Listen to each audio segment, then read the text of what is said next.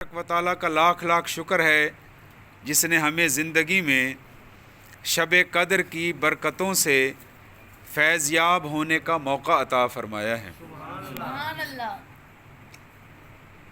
قرآن کریم کے نزول کے لیے بھی اللہ پاک نے شب قدر کا انتخاب فرمایا، اور وہ رمضان شریف کی بابرکت رات ہے جس کے بارے میں قرآن فرماتا ہے شہر رمضان الذی انزل فیہ القرآن۔ رمضان وہ مہینہ ہے جس میں اللہ نے قرآن کریم کو نازل فرمایا۔ سبحان اللہ۔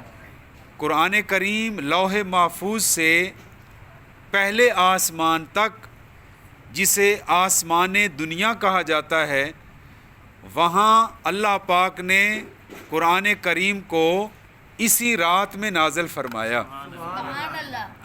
اور پھر آسمان دنیا سے قلب مصطفیٰ پر یہ قرآن کریم جبریل امین تقریباً 23 سال کے عرصے میں تھوڑا تھوڑا کر کے لاتے رہے، اور نبی پاک علیہ الصلاۃ والسلام کو سناتے بھی رہے اور حضور سے سنتے بھی رہے۔ سبحان اللہ۔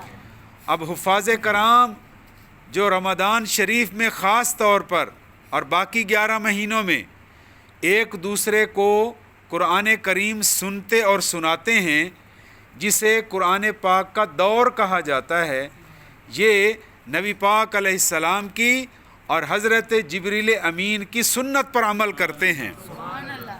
تو پروردگار عالم نے ہمیں یہ کتاب ہدایت عطا فرمائی ہے جسے قرآن کریم کہا جاتا ہے، اور یہ وہ عظمت اور شان والی کتاب ہے۔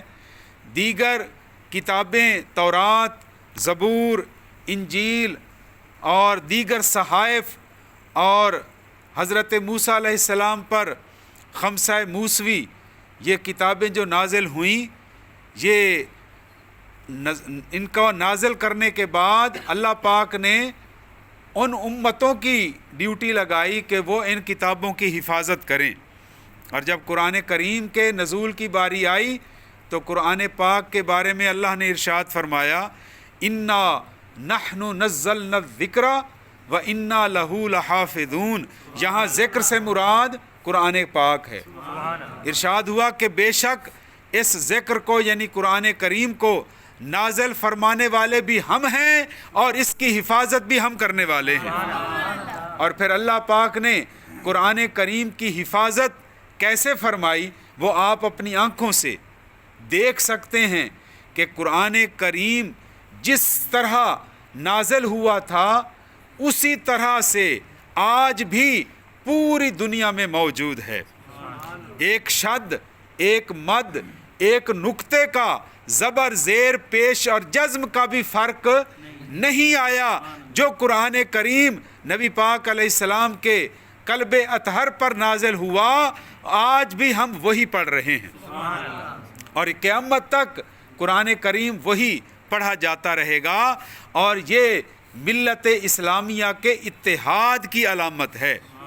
قرآن کریم پوری دنیا کے مسلمانوں کو آپس میں متحد رکھنے والی اللہ کی وہ لاریب کتاب ہے جس میں ہم سب کے لیے اللہ پاک نے ضابطۂ حیات نازل فرمایا کہ ہم نے کیسے زندگی گزارنی ہے۔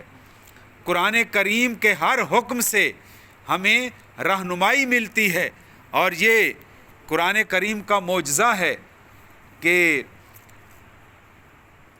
زندگی کے ہر شعبے کے بارے میں قرآن کریم ہمیں رہنمائی عطا فرما رہا ہے۔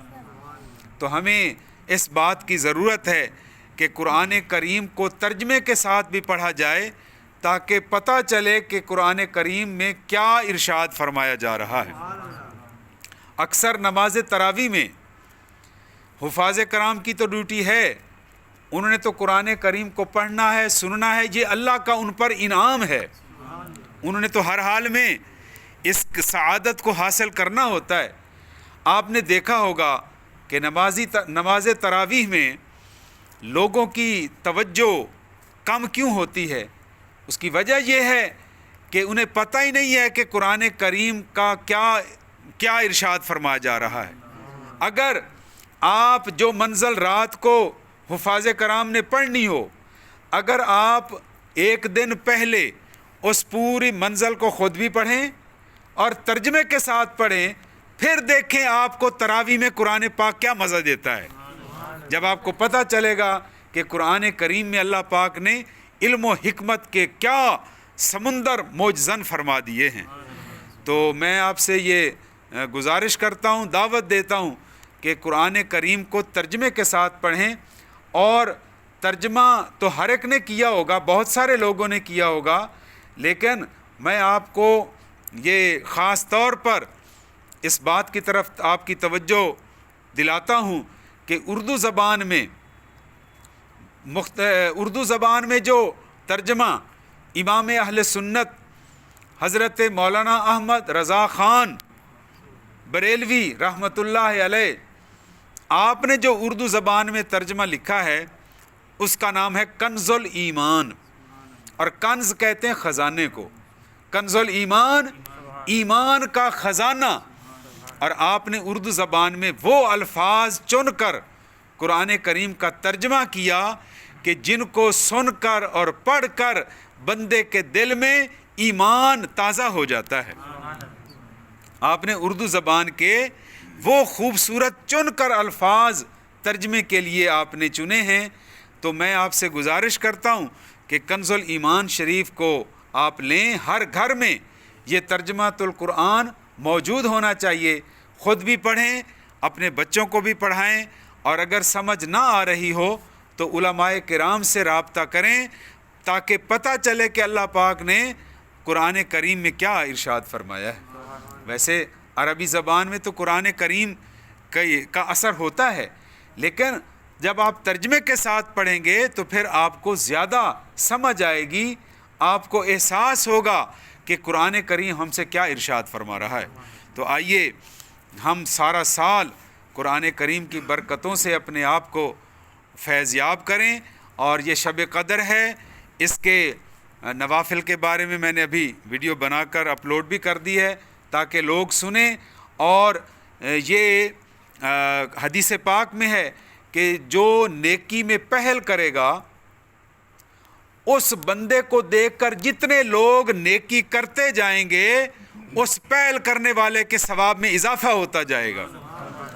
تو آپ سے میں گزارش کرتا ہوں کہ ہمیشہ نیکی میں پہل کیا کریں، کوئی بھی نیک کام ہو کوشش کریں کہ سب سے پہلے آپ اس کام میں پہل کریں تاکہ آپ کو دیکھ کر جتنے اور لوگ اس نیک کام کو اختیار کرتے جائیں گے آپ کے ثواب میں اضافہ ہوتا جائے گا۔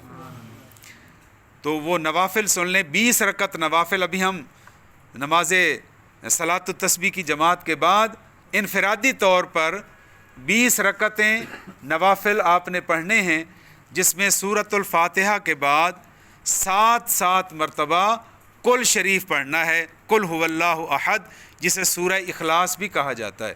کتنی دفعہ پڑھنا ہے؟ 7 مرتبہ۔ اور رکعتیں کتنی پڑھیں گے؟ 20، 2 کر کے۔ جب یہ 20 رکعتیں آپ پڑھ لیں گے تو اسی وقت اسی جگہ پر بیٹھ کر 70 مرتبہ آپ نے پڑھنا ہے استغفر اللہ ربی و اتوب الیہ۔ سارے پڑھیے، دوبارہ اونچی آواز سے، استغفر اللہ ربی و اتوب الیہ۔ یہ پڑھنے کے بعد اب اس کا انعام سنیے کہ اللہ پاک اس کے بدلے میں انعام کیا عطا فرمائے گا۔ تو علماء نے ارشاد فرمایا کہ جو اس طریقے سے شب قدر میں نوافل پڑھے گا، پروردگار عالم کی رحمت جوش میں آتی ہے، پڑھنے والے کی بھی بخشش ہو جاتی ہے، پڑھنے والے کے ماں باپ کو بھی بخش دیا جاتا ہے۔ آئیے ابھی ہم دگانہ پڑھتے ہیں اور حفاظ کرام کو مبارکبادیں پیش کریں گے، اس کے بعد صلاۃ التسبیح، اور پھر آپ نے وہ انفرادی طور پر نوافل پڑھنے ہیں۔ پروردگار عالم ہم سب کی حاضری اپنی بارگاہ میں قبول و منظور فرمائے۔ وما